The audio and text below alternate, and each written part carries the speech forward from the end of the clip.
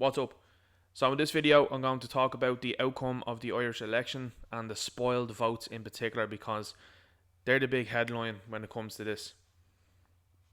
You have an awful lot of people now in this country that are deeply unhappy with the way that this government and politicians have moved over the last number of years. I think it has culminated in this. The first time I've ever spoiled my vote when it comes to an election was on the 25th of the 10th, 2025. First time I've ever done it. First time I've ever known other people to do it also, and to do it purposefully. You always hear about spoiled votes, and throughout my time I've always said, must be people writing all sorts on the ballots, or maybe they felt that a candidate didn't represent them, or maybe they filled it in incorrectly. But the volume of people that I spoke to over the last number of weeks that said that they were set on spoiling their vote was unprecedented. I'd never heard of it before. And I think that this was the perfect election to do that. I've gone to previous voting booths, polling stations, and I've looked at one candidate, in the last couple of years anyway, for sure, one candidate that I was happy to support. And that was it. That's the only reason why I didn't spoil the votes on any of those things, because there was one person that I was like, well, I want to give that person the vote. I want to give them what they can to represent me, because I feel that those values and principles and morals that this person has certainly align with what I think. So now we come to this point in time where an awful lot of people, myself included, as you can see here on the left hand side, have decided to purposely spoil their votes and write things on the ballot paper. This has become too big to ignore. If you're Catherine Connolly, for example, now, who is being deemed the President of Ireland by these people, by these media establishments and outlets and talking heads, along with the apparatus itself, should you not feel a deep sense of shame?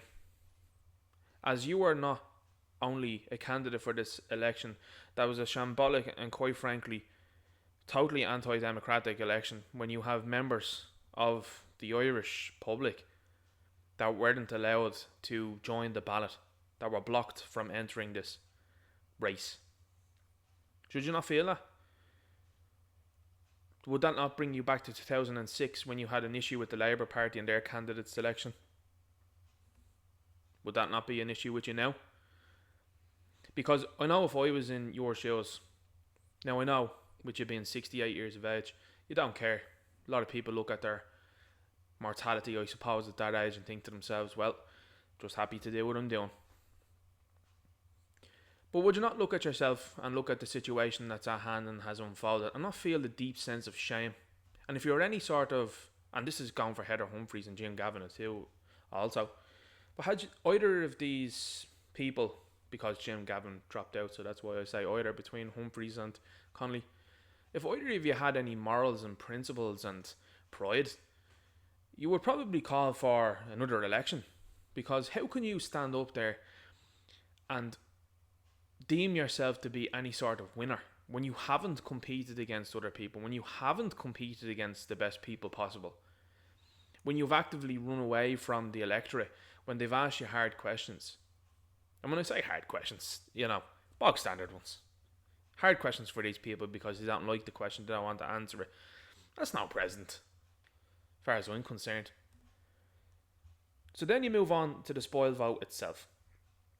Now I'm going to read out a couple of numbers here, and this is where I like to bring things to a numerical advantage for our side. So according to online reports, so coming from a couple of different sources, there are 213,738 spoiled votes. Now they are the ones that are being reported on right now. That number could be greatly underestimated. It could be underreported. I think it's quite much larger than that. You've had in some areas a record low turnout in different areas.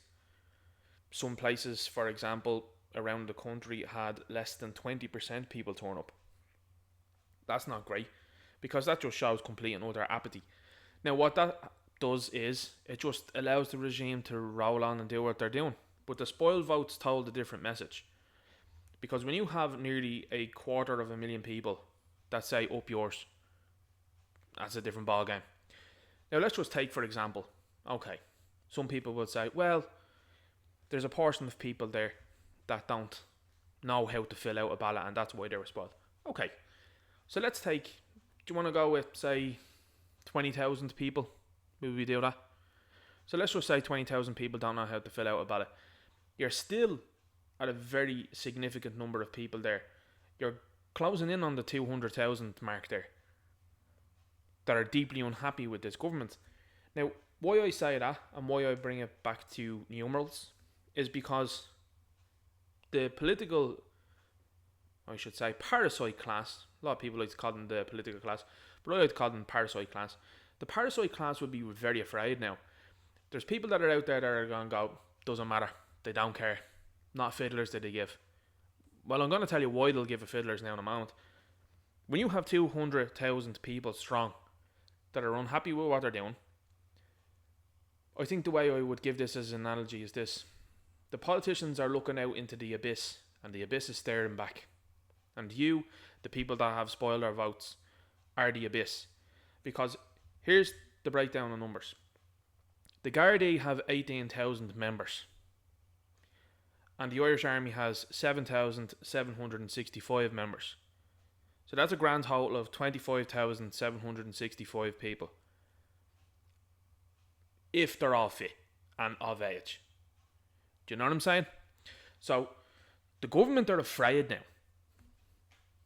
They're fearful of this. Because when you have 200,000 people, and I'm just calling it 200,000 just to round the number. When you have 200,000 people, and you have your own cohort of individuals there that are roughly 25,000, we'll bump her up to 26 there to be fair. That sends a very, very strong message to the government.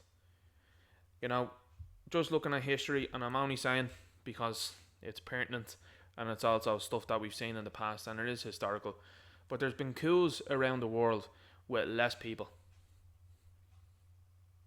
So that's why you're seeing an all-time high of the government and the media panic about this spoiled vote. This isn't just people going out and acting the bollocks. This is people telling them, not happy. And some of the messages you'll see here on the left-hand side are very telling.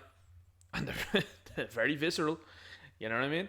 So you're going to have to look at those things and say, yikes. Because in the media age that we live in right now, which is the social media age, this has exposed these people so much. And to a degree that they're not expecting. You've got this sort of comment here as well, like this nonsense. Also illegal to take photos at the ballot box, but okay. There's probably a person that voted for Catherine Connolly as well too. You'll see as you hover over the name then as well, you get the gay flag that comes up then, of course. And this is what you get with these people. More bothered about the fact that people have taken photos. Probably not bothered about what happened in City West though. Probably a shinner. Probably a PBP supporter. You know, and these people on the Catherine Connolly train are going mental at the moment. Because they can't, these are the same people, by the way, that would have said that Trump isn't a legitimate president in America, are now calling you all sorts for saying that Catherine Connolly is an absolute joke, and Heather Humphreys was an absolute joke, and Jim Gavin was an absolute joke. These are the same people, so don't mind the mental gymnastics of these idiots. You know, there's plenty of people that are out there on this side that would call them way different. But the fact still remains that so many people decided, not for me, up yours, fuck you, whatever way you want to put it, that's what people did on the 25th of October 2025. And the government are beginning to panic, along with the media, because these things are becoming more and more prevalent in society now. You can't turn around, and this is the thing now, where things are going to go. You cannot turn around and import a voter base, because the same thing's just going to keep happening again and again. And guess what's going to happen from there? When you have a section of the population as big as 200,000 that are uncontrollable, that you don't know what to do with, that are not being talked down to by RTE or any other mainstream outlet. They've switched off and they've told you to get fucked. You are in trouble. You are in a spot of bother. Because what do? You can't regain that trust. That trust is gone. Forevermore. I thought it was interesting as well at the presidential debate, and I think this is one of the things that I just want to hone in on. Thought it was really interesting towards the end of the presidential debate. I know, took one for the team, looked at what I did for you guys. But when they were asked what their regrets were, Heather Humphreys immediately sprung to action and spoke about the restrictions that were placed on you and me when it came to COVID. Thought that was very interesting. Now you're seeing that there's all sorts of inquiries happening and are going to happen.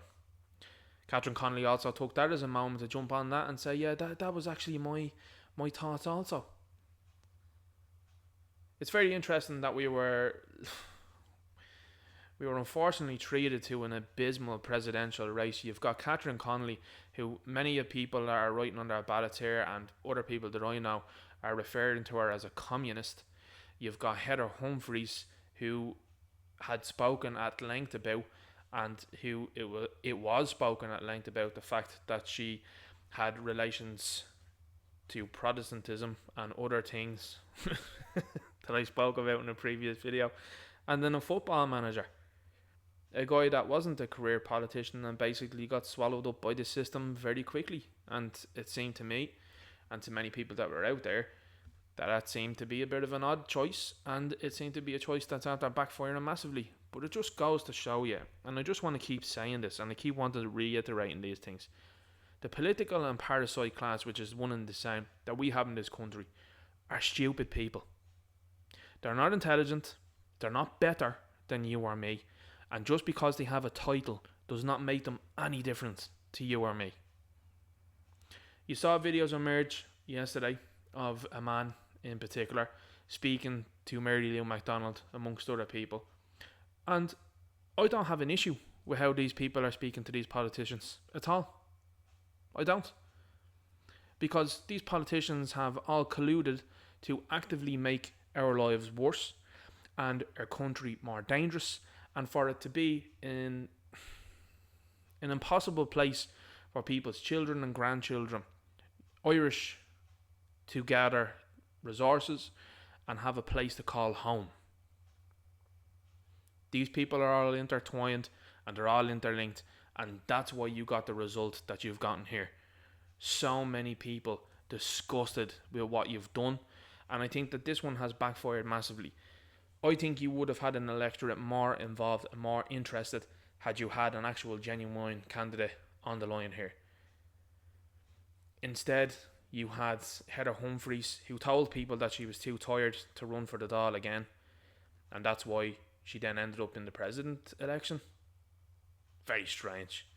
You've got Catherine Connolly, who's got no fervour or zeal or energy or any sort of charisma as far as I'm concerned.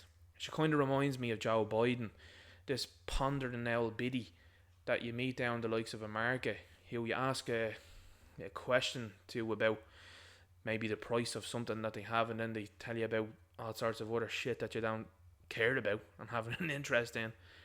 And then you get to Jim Gavin, who I would have assumed was a very astute and intelligent guy, and then I seen some of the stuff that was being said with relation to responding to the media and in debates, and I was like, holy moly. Like, I don't know what else to say with regards to that, and I was just like, it's a bad one. Because when you're covering these things for the number of years that I'm covering them, you can immediately smell what these other people smell. These people smell the blood in the water they do. As soon as it drops, these people are in. So that's the story of the spoiled ballots and spoiled suggestions. What would we say? Maybe tallies, whatever you want to call it. Voting cards that you've seen in this election. People are fed up, and they're rightfully so fed up. You've been treated like dirt for years. The political parasite class view you as less than human. They have no interest in what you think, But now they're having to start to look at these things. Things quite interesting also, just as an aside, that A&T came out after the election to say, should we change the process for candidates? Where were you beforehand? Like, you're not codding me and you're not codding anyone else. And you see other people that are out there going, yeah, well, like it's, we've got this election and we're not very happy with it. But the bottom line is this: Catherine Connolly is going to be paid, about $250,000 there a year for 7 years to be just doing what that other little fucking traitor did for the last 14. You know what I mean? It's just more of the same. I'm tired of it. Are you not tired of it? I'm tired of people that are hanging around Dáil chambers and various little groups, little clique groups that they have with themselves, going and debating on the TV and making it all theatrical. And then that they're walking behind the closed door there and into the Dáil bar and going, let's have another G&T on the taxpayer. Fair play to them. Let's have another Guinness, whatever it might be, whatever their tipple is. That's exactly what's going on, because it's all theatrics. At no point in time did we see during a presidential debate any of the candidates tear into each other. Meanwhile, I'm sure if you've seen, for example, a Conor McGregor, a Nick Delahanty, or a Maria Steen on the ballot, that there would have been all sorts. And at the very least, it would have been interesting. It would have been entertainment. I'm in the era now of wanting the WWE SmackDown type levels of stuff going on here in politics. We have outgrown, and this is where I'm just going to kind of finish this point off on. We've outgrown the boomer type of politics that we've been treated to for the last number of years, and this is it now. This is the final nail in the coffin for it, because this is all the time nonsense. This person standing up and, well, I love this and I like that. I like tea and I like my jammy Dodgers with my tea. I don't give a fiddler's. What are you going to do for the Irish people? And if that's not going to be stand up for them, if it's going to be welcome in various other head the balls and at the same time promote a group of head the balls that are constantly and completely in conflict with the other group that you're trying to welcome in, you're not the right type of person to be running the show.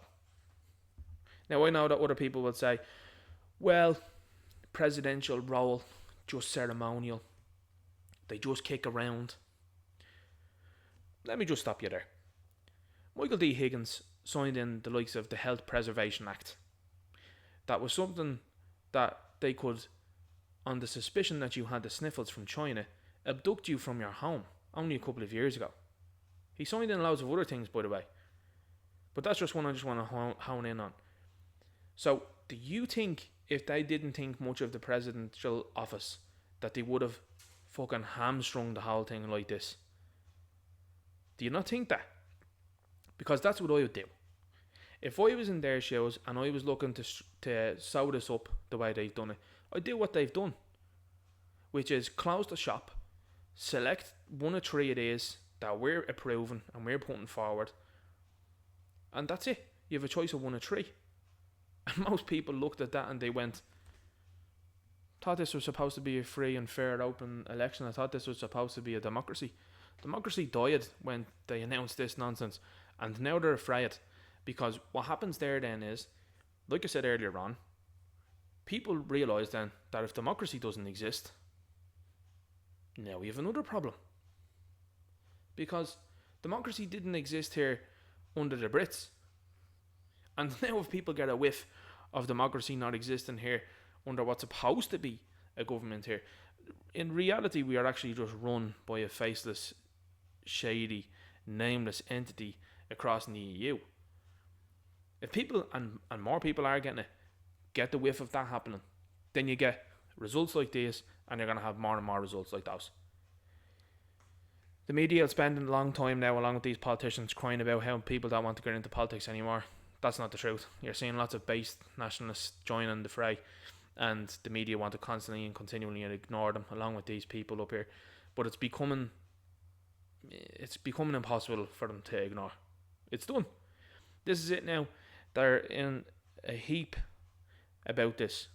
This is a scary prospect for them when you've got 200,000 strong that have decided to say, get fucked. And I have to say, I'm proud to be one of them. People will wax lyrical all they want about people passing for our right to vote. Yeah, I agree with you on that point. But at the same time, you're the same person that's trying to tell me that a person that's walking in here from a different country is just as Irish as I am. Well, here's the thing. If you want to have a dog and you want to have it meow like a cat, the dog doesn't suddenly become a cat. Do you understand me? So, this is a very interesting situation. The government, politicians, media have a very difficult way of getting back out of this. The trust is broken. The appreciation for politics and politicians and whimsical, nonsensical words that go nowhere. Lessons to be learned. That's what you'll hear from the likes of these people in government. Yeah, we've actually got lessons to be learned. Fucking lizard. Like, here's the thing. The people don't want you. How you went, for example, Simon Harris, from the 15th count in the previous election to the 4th count in the subsequent one after having many a problem is baffling. And then you see this sort of turnout there with 200,000 people.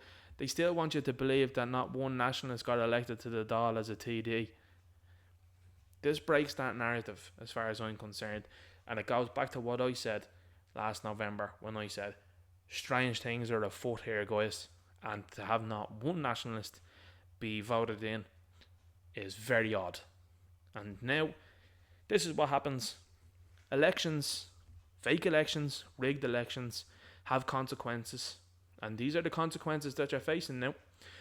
So, as I said to you before, and I'll say to you again, these probably have 1 to 2 more elections left in them before they go full authoritarian and totalitarian and try to go down that route. You're seeing it in Britain, for example. You're seeing it in various other countries around the globe where they're trying to tighten these things down and trying not to have an open and transparent democracy. And what ends up happening then is you end up then causing the exact opposite effect, which is people go, you're taking democracy away, are you? Well, let's have a bit of democracy then. So, this is the democracy. Democracy has manifested here. It's fantastic to see. I want to say, and this is the final shout out, I just want to give a big shout out to each and every person that said that they were going to spoil the vote beforehand. All of the content creators that are on here, all of the figures, the people that are in the media, particularly like, Malachy Steenson, as you can see here, amongst others, too many to name, that said that they were going to do the same. A big thank you to all you people. This was a campaign that was done without much, in terms of marketing, being out on the streets, leaflets, whatever it might be. This was really an organic thing that came through social media, and this has decimated them. So I think a big lesson, and this is the thing, use sometimes what the enemy does against them. A big lesson to be learned from this is that once you use social media effectively and you join together under a united banner and a united cause, you'll destroy these people easily, and they will have to do outrageous things to keep things looking like they do. And what ends up happening then is the people of Ireland are not stupid, and they look at it and they go, you did that, did you? Okay. And they note that. So a big thanks to everybody. My final thing to say, a big thanks to everybody that did spoil their vote. Phenomenal thing to see. Phenomenal thing to see. You should be proud of yourselves, and I'm sure that this is a day that's going to go down in history. It'll go down in infamy, and for these people, it'll go down in infamy. But it'll go down in history for a huge moral victory for this side, a huge moral victory for the Irish people, and a complete and utter rejection of selected, pre-selected, pre-approved candidates that the regime and apparatus has decided to splurt out on top of you. It's the dying sting of a dying wasp as far as I'm concerned, and it's ineffective. You've just flicked it out and said, get out of here, you. Anyway, let me know what you think in the comments down below. Make sure you like, share, subscribe, and I'll talk to you later. Look,